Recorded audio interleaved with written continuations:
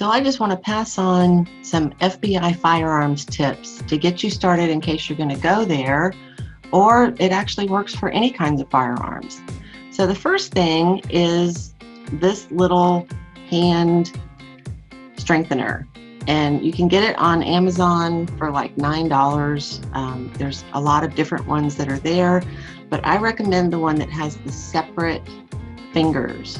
So of course, there's different ways that you can use this, but I recommend that you use it first of all with your fingers pointing out, and you're just going to press each finger, and this is going to strengthen each of those fingers. And I would recommend doing that 5 times to start, and then work your way up to where you're doing 25 times. And then you can pull all of them together, but you can also turn it around so that the ones that actually go down are against your palm, and then pull that way. And you want to strengthen that hand just as much as you can, and specifically your fingers. So again, just do each one. This is also good for piano players, by the way. So just press each one down. You can do like this. Just get those fingers as strong as you can, and then turn it around and strengthen your whole hand. You'd want to do that with the right hand and the left hand. And by the way, ladies, and for some of you gentlemen, you're going to need to cut your nails. Just go ahead and whack them off now, and no jewelry.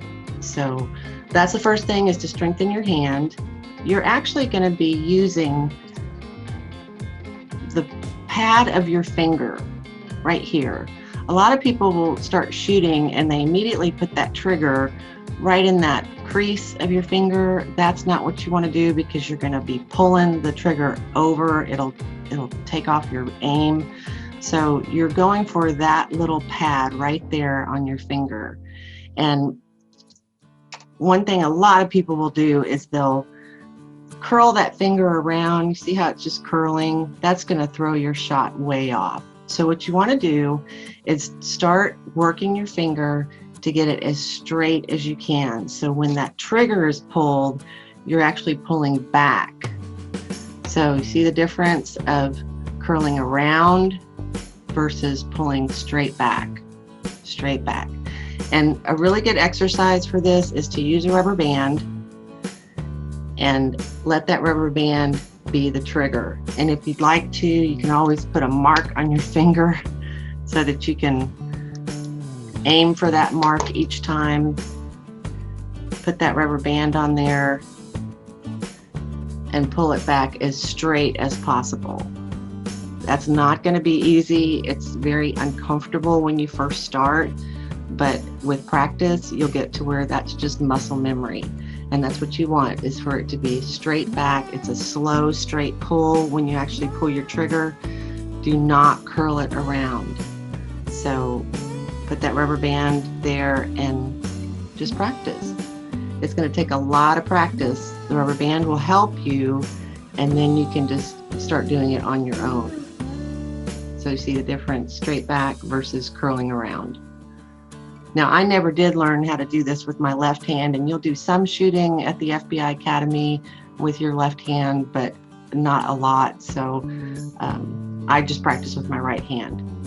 The other thing that I would strongly recommend is that you start getting your thumb in good shape now, because when I was there, and of course things may have changed, but when I was there, we were shooting about 3,000 rounds. And that means you have to load each of those rounds, which means your finger, and I'm going to go ahead and mark it for you, from about here to here is going to be hamburger meat if you don't prepare ahead of time.